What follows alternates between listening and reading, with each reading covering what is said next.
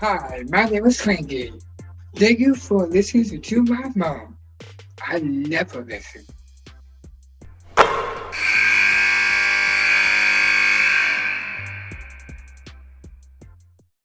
All right, Kim Mulkey. Great to see you and have you on the podcast, Nothing But Net. I'm so pleased to get a chance to spend some time with you after your first win. So, how was it?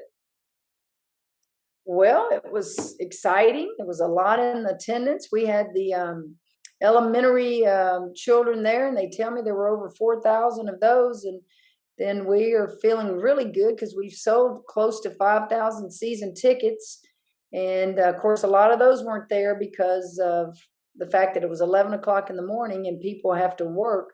But it was exciting, Debbie, and there's a lot of excitement around the program right now. And our kids are happy. They feel good about themselves. We are a work in progress, but playing really hard. We're playing really hard.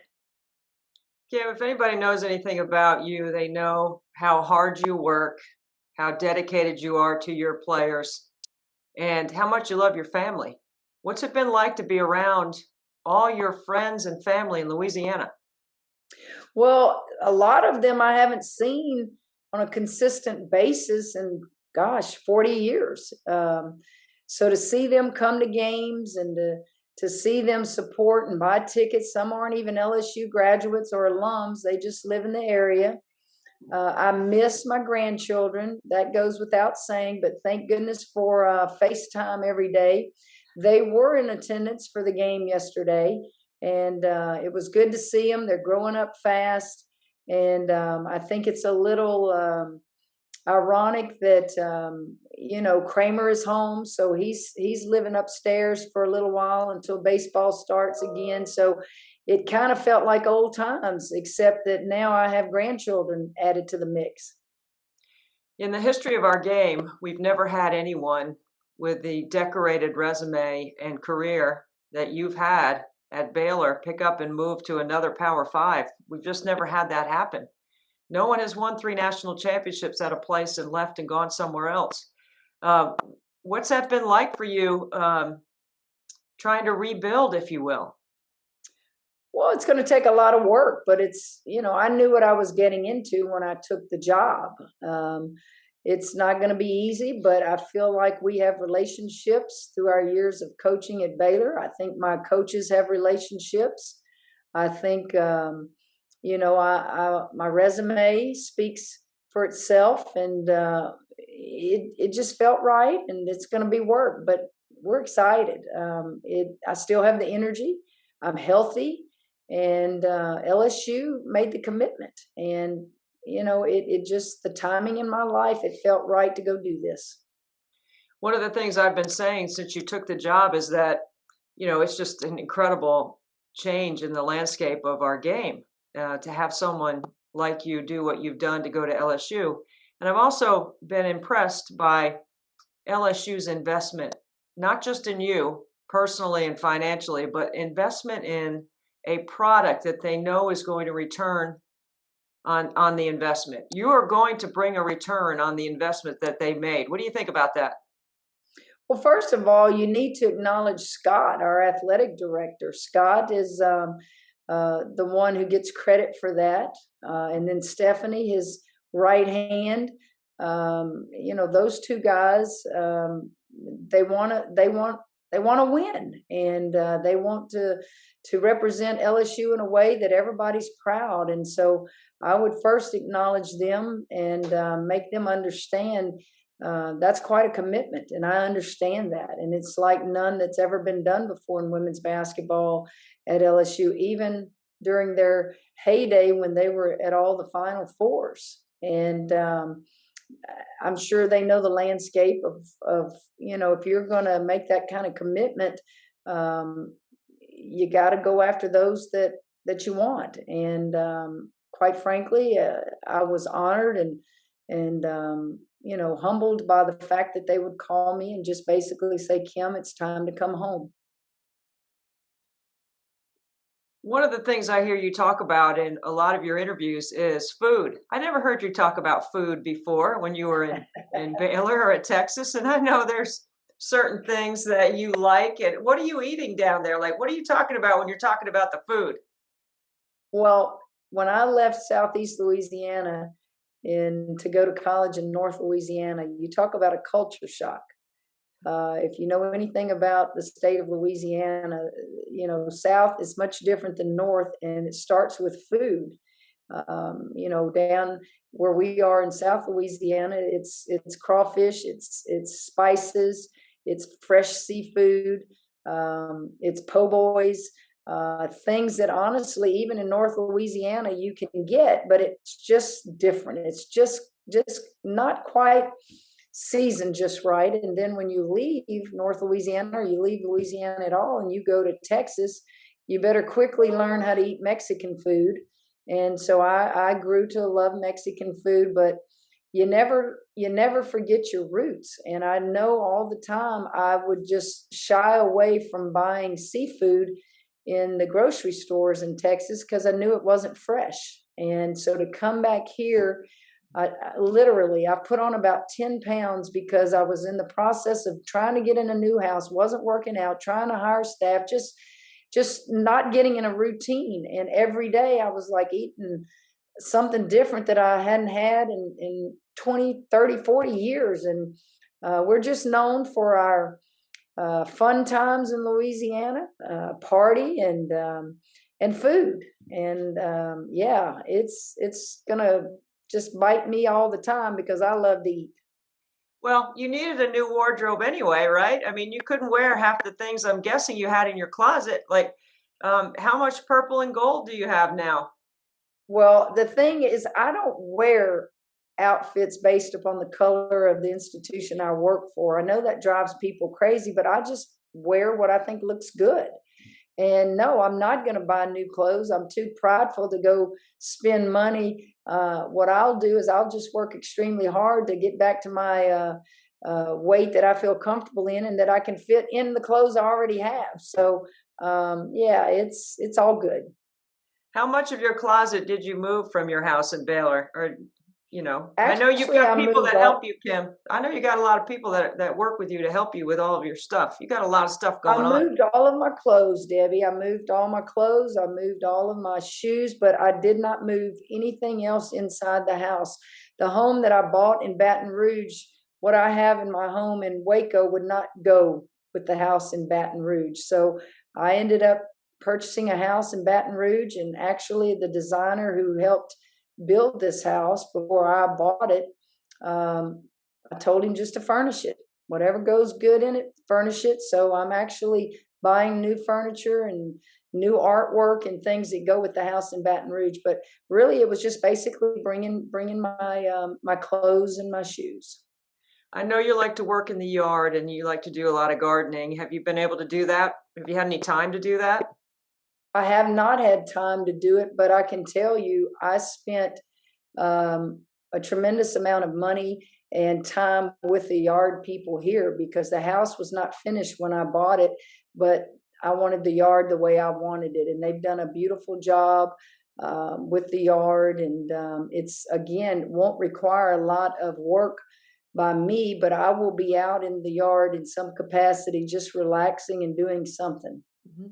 You were kind enough one year around Thanksgiving that I had one of your games at Baylor to invite me over to your home during the Thanksgiving break. It was a game during the holidays. And so, I have a family and I wasn't with mine. And you said, come over to the house. And when I went over to your house, you had this huge room with all of your awards.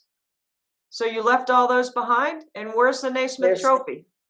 Nothing has changed in my house other than I was asked to I'm in temporary offices at LSU. They're renovating our offices. But my coaches that are in charge of the renovations or in decorating asked me if I would bring the ring box with all the rings that I've won in my career and the Naismith, trophy and a few other things so that they can put it on display when we move into the new offices. But everything you're talking about is still there, along with my children's jerseys and their awards, and it's kind of our playroom in Waco. And until I sell that house, it'll stay there. Other things I put in storage, like in my office at Baylor, I had to do something with all those things, and so I just put those in a big storage deal in Waco. Well, that room with all of your accolades and everything that your family has done is really impressive. I mean, it's a big room. I was honored to be in there to get to see all of it because you've won so many things. I don't know how you arrange and decide where things go on the wall and what spots and where trophies go and all that. You've won so many things. Debbie, I've been blessed. I mean, you know my career. I've been blessed as a player, assistant coach, head coach, and there's no rhyme or reason. I think those things that are in that playroom were either given to me at a banquet or gifted to me, and you just find a space on the wall and you put it up there. And we had a room big enough, and we displayed a lot of the things. But there are a lot of things in there that are Kramer and McKenzie's things as well. So it's just a fun room. It's got a pool table in it. It's got a ping pong table, a huge, gigantic TV. So it was kind of the place that when you had kids, everybody migrated to that room and enjoyed it while my kids were growing up. One of your mentors and somebody that I know you have a great deal of love for is Leon Barmore. How has Coach Barmore been with your transition, and how much time have you spent talking to him since you're both in the same state? He supported it. I talked to him briefly before I made it public, and he said, "I'm all for it." He supported it. He was right in the middle of some treatments for some health issues or health issue that he's dealing with, and he's still dealing with that, but doing great. I got to see him about 2 weeks ago. They unveiled the Leon Barmore monument in Plaza there in front of the Thomas Assembly Center, and I went back for that unveiling, and it was good to see a lot of the players that we coached at Louisiana Tech came back for that. And we talk regularly, not every day, but if a couple of weeks go by and we don't talk, one of us reaches out to the other one. We're constantly talking to each other. He saw I won my first game, and he sent me a little text, and it'll always be that way. I know Louisiana Tech was a special place in your heart, and all the championships that you won there with all of your teammates. I recently saw that you made some comments about the passing of Medina Dixon, and I just wanted to ask you about that. She was a great player at Old Dominion. Well, Medina Dixon and I played together. USA Basketball, I'm trying to think what year it was. I think it was my summer of my sophomore year in college. We played on a team, and I have a funny story. In fact, I called Medina this past year when I heard she was sick, and we laughed about some things. And she was very sick at the time, and actually I think the next day she was getting ready to go to the hospital for a while for treatments, but just tried to laugh about an incident that happened with us with USA Basketball. First time for me to really be out of the country, and someone was trying to get in our cabin, and there were 4 of us to a cabin in the middle of nowhere, and you couldn't see outside the windows because the shutters were closed from the outside. The windows wouldn't open, and somebody for hours was literally trying to get in our cabin, and we freaked out. We're screaming and hollering, and whoever's outside doesn't speak our language. So we were just like in a bad place. So we broke a table and took the 4 legs off of the table, and we all had a leg. And they said, "Well, that's wonderful, but it's nighttime." And I said, "No, at some point it becomes daylight." And they said, "How are we going to know? You can't see anything. It's shuttered closed from the outside." And me being from the country, I said, "Do y'all remember when we got off the bus, there were roosters everywhere? Just roosters, walking around." And I said, "Obviously, y'all don't know that when it's daylight, roosters crow." And I said, "We're going to hear those roosters crow when it's daylight. And guys, I don't know about y'all, but I'm unlocking this door. When I hear that first rooster crow, I'm sprinting to Teresa Grintz's cabin, and I'm going to be swinging that leg off that table because I don't want to die here if it's something bad fixing to happen to us. So we got a good laugh out of that. You mentioned your offices were being renovated. When I spoke to you after you took the job, you told me that, that was something that you wanted to have happen. So you were being housed up in the football offices. Are you still up there? Yes, I'm actually in the south end of the football stadium. We're kind of in an open floor plan, so we see each other, and we have desks spread out, and just one big conference table up there. And it's funny because people said back in the day this was Nick Saban's office before he did stuff to the administration offices, which is where I'm renovating now. But yeah, we quickly got on top of that and renovating offices, renovating the training room for women's basketball, and just a lot of good things happening right now. And I don't know how long we'll be there, but we're patiently waiting. Yeah, I think I'm wondering, are you involved in the football search? Not at all. Be.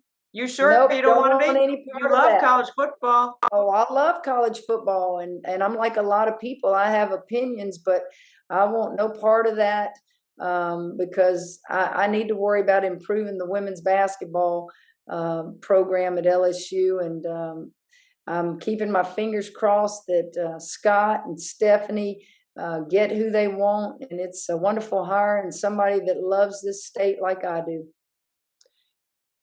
When you got the job, everybody had an opinion about you getting the job. One of my opinions was you're going to go to the Sweet 16 every year for sure. Because the way the format is set up in our game, Kim, you're going to host first and second round.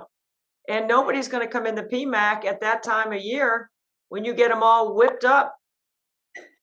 You're going to the Sweet 16 every year. Debbie, do you realize, Debbie, thank you for the compliment. We have lots of work to do. These kids are working extremely hard. And if we are, I'll be the first one to call you and say, Debbie, you told me so. I'm telling you, Kim, I feel it. I see what your team is. I knew you were going to get some other talented players. You've got the pieces that you need. Now, the SEC is not going to be easy, but I'm wondering did you get invited to the party in the Big 12? Party? What party was that? The party that they all threw when you left. Now somebody else gets a chance to win. Oh, you're bad. No. I was, I was blessed at Baylor. When I went there 21 years ago, Debbie, that was my first and only head coaching job. And so you had a fear of failing, and man, boy, we rolled our sleeves up. I hired 3 assistants that basically were with me the whole time, and we got it done. And then we just opened doors to get better recruits, and we just kept feeding that monster. And what a tremendous ride we had, and fun times and memories, and the fans. I have lifelong friends forever because of my association with Baylor. And it was a very emotional and difficult decision to leave there, but one that felt right. There's a lot of times people look at jobs as opportunities to improve their opportunity to win, or they look at it as a financial opportunity. I'm wondering from you, besides your family, what was the other motivating part about taking this job? From the competitor that you are, being able to stack up against some of the other coaches in the SEC, some of the other places that have put a lot of money in their programs. What was the final thing that you went, you know what, I cannot wait to get into the PMAC and get going? Well, it had to be being from Louisiana. It's not like I don't know this state. It's not like I didn't compete against LSU. Our first national championship at Baylor was against Simone Augustus, Sylvia Fowles, Tamika Johnson, the best, what I consider the best team in the country. So I was familiar with LSU, not as familiar with some teams in the SEC, but nonetheless, we played just about all the teams at some point in the SEC, either during the playoffs or during tournaments throughout my career at Baylor. And you're right. People don't up and leave a dynasty and something that you basically built from the ground up if something didn't feel right. And something just kept nagging. Kim, you're being sent a message that you have other things in your life to achieve and you need to go home. And ironically, when Scott called me, yes, it was about winning basketball games. Let's get that out there. It's about building the program back to a respectable level. But there were a lot of other things discussed, like a positive just for the state, a positive for LSU. You can stay in state. You can come back home. And I'm not an LSU graduate, so it wasn't coming back to my alma mater. It was coming back to my state and bringing pride back in the women's basketball. And it's not going to happen overnight, Debbie. My goodness, it's going to be a challenge, and patience is going to be something that I'm going to have to learn at a completely new level than ever before. And I will. I mean, I really, really think that I will handle it, as good as I possibly can. Kim, I don't know many women's basketball coaches that get the governor of the state at the press conference. I mean, that was, come on now. And you challenged those people right away. Like, who's got season tickets? That's impressive. You got 5,000 season tickets sold. Well, we also have almost 200 already in our fast break club. And, monthly luncheons are important to me. And we had a tremendous following at Baylor every month, and I want to get that even higher. But yeah, the governor and not just the governor, the mayor and many politicians. If you know much about the state of Louisiana, it's very political. And I felt like everybody sitting on the right side of the press conference they were the big dogs in politics in the state of Louisiana. So I shied away from trying to introduce anyone except for John Bell Edwards. And ironically, John Bell Edwards and I are from the same parish in Louisiana. We don't have counties, we have parishes. And he grew up 20 minutes from me in Amite, and I grew up in Hammond. So his father was our sheriff. His one of his brothers is the sheriff in Tangipahoa Parish now, where I grew up. So we know each other, and I was very comfortable in cutting up with him. But I was absolutely just so appreciative that he would take time out of his busy schedule to be there. It was really cool. How come Kim Mulkey Drive, the speed limit is only 15? Well, I mean, I would think that Kim Mulkey Drive is not very far. I'm not even sure that there's anything but a stop sign and a dead end. It's next to an elementary school. Oh. And no, I did not go to that elementary school, but it's in the town or the village of Tickfall, which is, if you sent me a letter in the mail, it would be sent to Tickfall. But I went to all the Hammond schools. But yeah, they just kindness, just people that are appreciative, and they named that after me right after the '84 Olympics. I thought for sure you would have been on the interstate. No. I'm not, known well enough to get a Marcia Sharp freeway like they have in Lubbock, or a monument. What else you got your name on, Kim? You got a sandwich? You got a cocktail? Come on, what else is out there? I guess I better pick out my favorite sandwich here in Baton Rouge and see if I can't get my, sandwich named after it. But I stay away from all that too, because I like to eat at too many different places, and I'm not going to just pick one favorite place. I like so much here.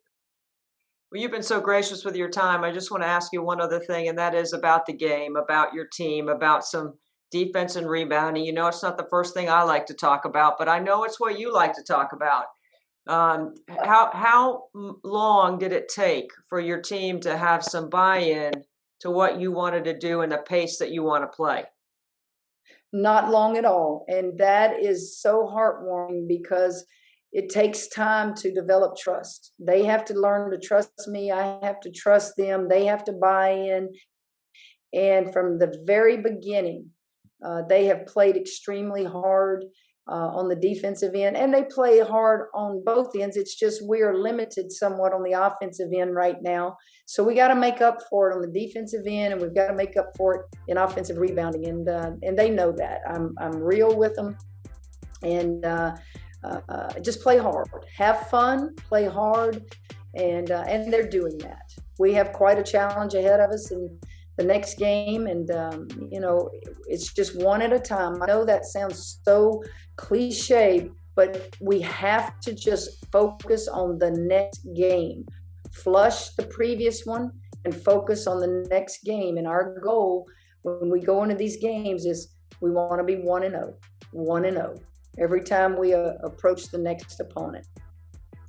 Well, Kim, I'm hoping that I get one of your games on my schedule and I get to come down there and get to feel it myself, because I've been down there many times and I know that place, on men and women. I've called both men and women's games in the PMAC, and so I know how fun that environment can be. So I can't wait. I can't wait to see what you do. I'm excited for you. I'm excited for your family, and I can't thank you enough for spending some time with us.